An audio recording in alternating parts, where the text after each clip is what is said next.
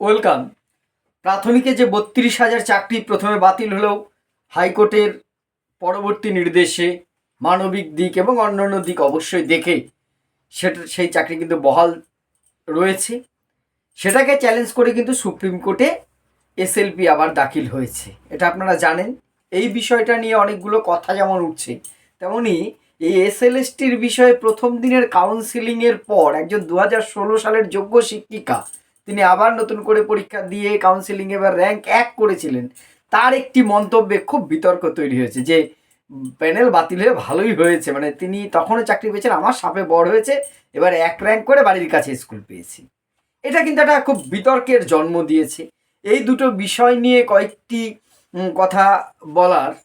প্রথমে যেটা বলবেন যে প্রাথমিকের যে ৩২,০০০ চাকরি, আমরা জানি যে দুর্নীতিতে যেমন দুর্নীতির কারণে যেমন ২০১৬-র সমগ্র প্যানেলটা বাতিল হয়েছে, নতুন করে আবার নিয়োগ হচ্ছে। এখন হয়েছে তো বলা যাচ্ছে না, রিটেন হয়েছে, তার রেজাল্ট বেরিয়েছে। 11-12-এর প্রক্রিয়াটা প্রায় শেষের দিকে, এখন কাউন্সেলিং শুরু হয়েছে, এরপরেই অ্যাপয়েন্টমেন্ট পেয়ে আপনারা শিক্ষক শিক্ষিকা হিসেবে যোগদান করবেন। আর নবম দশমটা এখনও বাকি আছে, ইন্টারভিউ প্রক্রিয়া, ভেরিফিকেশন, এগুলো বাকি আছে, অনগোয়িং প্রসেস চলছে। তেমনই প্রাথমিক যেটা 2014-র যে রিক্রুটমেন্টটা ছিল, সেটাতেও কিন্তু দুর্নীতির অভিযোগ উঠেছিল এবং বিভিন্ন রকম তদন্ত হয়েছে। সিবিআই তদন্ত হওয়ার পর সেখানেও যোগ্য অযোগ্য সেই কম্বলে লোম বাছার মতো অবস্থা হয়ে যে লাস্ট পর্যন্ত কিন্তু প্রথমে এই টোটাল প্যানেল এই 16 সালের 26,000-এর মতোই কিন্তু বাতিল হয়ে যায়। কিন্তু পরবর্তীকালে আবার হাইকোর্টে একটি রায় দিয়েছে, সুপ্রিম কোর্ট হয়ে এটা হাইকোর্টে আসে যে না, এতদিন এনারা চাকরি করেছেন মানবিক কারণে। দেখুন, এখানে আরেকটা কথা বলি, শুধু মানবিক কারণে তো নয়, তার সাথে আরও কিছু লিগ্যাল বেস দেখে, তবে দুর্নীতি যে হয়নি সেটা কিন্তু নয়, হলেও এতদিন চাকরি করেছে এই কথাটাও ছিল সেখানে, প্যানেলটা রয়ে গেছে। এবার খুব স্বাভাবিকভাবেই যে বা যারা অভিযোগ করেছিলেন তারা সুপ্রিম কোর্টে যাবে, এটা প্রত্যাশা মতোই ছিল। ডিসেম্বরে বেরোনোর পর কিন্তু সুপ্রিম কোর্টে আবার এসএলপি অর্থাৎ স্পেশাল লিপ্রিশন সেটা কিন্তু দাখিল হয়েছে। আবার নতুন করে হিয়ারিং হবে, দেখা যাক সুপ্রিম কোর্টে কি করে। হাইকোর্টে যেমন এই 32,000 চাকরিটাকে বিভিন্ন গ্রাউন্ড দেখে রেখে দিয়েছে চাকরিতে বহাল, সেটাও রাখতে পারে। আবার না হলে যোগ্য অযোগ্য বাছাই করে যোগ্যদের রেখে অযোগ্যদের বাদ করতে পারে, অথবা 16 সালের এসএসসি প্যানেলের মতন কিন্তু সম্পূর্ণ প্যানেলটাই বাতিল হতে পারে। তবে দুর্নীতি অবশ্যই আছে বলেই আজকে এই জায়গাটা, এটা অস্বীকার করবার জায়গা নেই।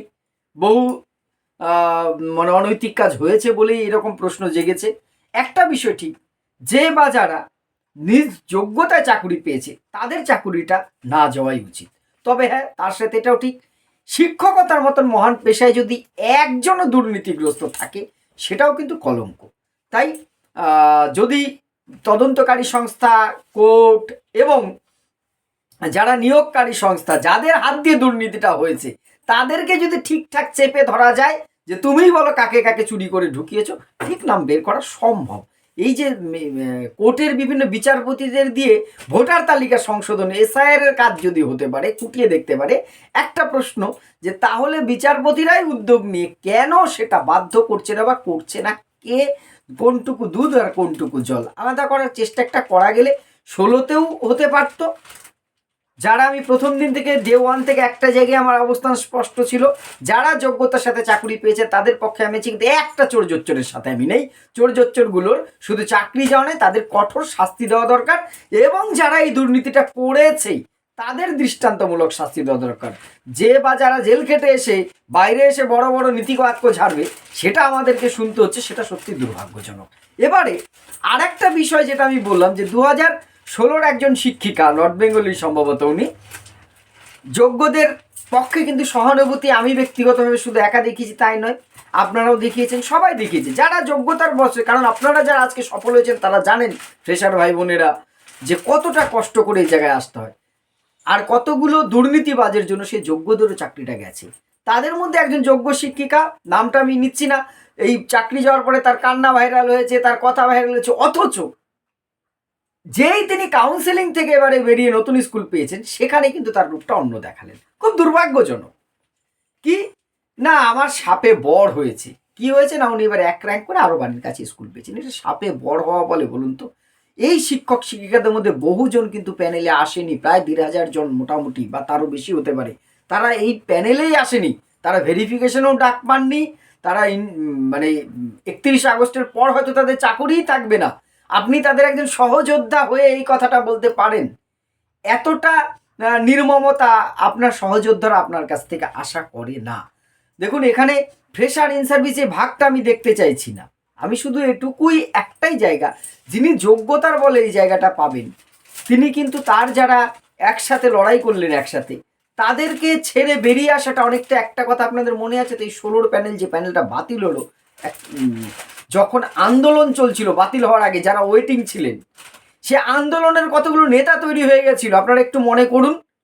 হঠাৎ করে তারা ওই উপর মহলের সাথে একটা বৈঠক করলেন, র্যাঙ্ক জাম্প করে তারা চাকরি পেয়ে গেলেন। ব্যাস, তারা কিন্তু আন্দোলনটাকে হাতিয়ার করে নিজেদের চাকরি বাগিয়ে নিলে সে আন্দোলনকারীদের ভুলে গেলেন, যদি তাদের চাকরিও গেছে, এবং তারা কিন্তু অবশ্যই যোগ্য আর বলা যায় না। যদি তাই হয়, তাহলে আপনাকে লিডার বানালো এই আন্দোলনকারীরা, আপনি গোপনে বৈঠক করে হঠাৎ করে আপনি অ্যাপয়েন্টমেন্ট পেয়ে গেলেন 4 জন কি 5 জন, অর্থাৎ আপনি বিচ্ছে করলেন আপনার আন্দোলনকারী, আপনার সহযোদ্ধাদের সাথে। এটা অন্তত মানুষের কাছ থেকে আশা করে যেন একজন শিক্ষক শিক্ষিকার কাছ থেকে অবসর হয়।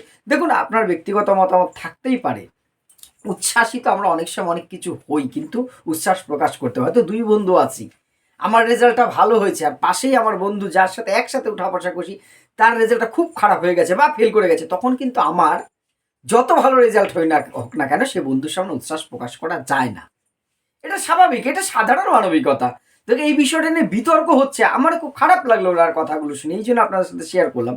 আর এই 32,000 চাকরির যে মামলা প্রাথমিকের, এটার ভবিষ্যৎ কোন দিকে যায়, এটা নিয়ে কিন্তু বিভিন্ন সোশ্যাল মিডিয়া আলোচনা করছেন। কেউ কেউ বলছেন, আমি দেখছি, শুধু আমি কমেন্ট সাধারণত করি না এই সোশ্যাল মিডিয়া এইসব বিষয়ে, যে হ্যাঁ যাওয়াই ভালো, দুর্নীতিগ্রস্ত, এটাও যাক। আবার অনেকে বলছেন যে এক যাত্রায় পৃথক ফল হলো কেন, 2016 প্যানেল যদি বাতিল হতে পারে 2014 তাহলে 32,000 চাকরি কেন যাবে না? দেখুন, নিজেদের জায়গা থেকে তারাও যে ভুল বলছেন তা কিন্তু নয়, কিন্তু হয়তো দুটোর প্রেক্ষিত আলাদা, বিচারপতিরা নিশ্চয় অন্য কিছু ভেবেছেন।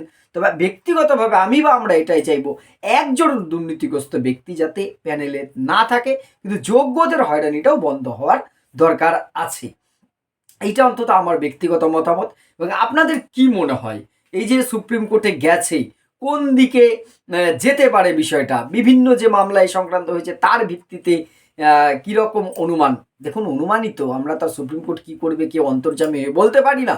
তবে সেটার দিকে নজর যেমন থাকছে, আপনাদের মূল্যবান মতামত কিন্তু অবশ্যই কমেন্ট বক্সে জানাবেন। আমি আপনাদের কমেন্টগুলো যথাসাধ্য উত্তর দেওয়ার চেষ্টা করি বা করব। ধন্যবাদ।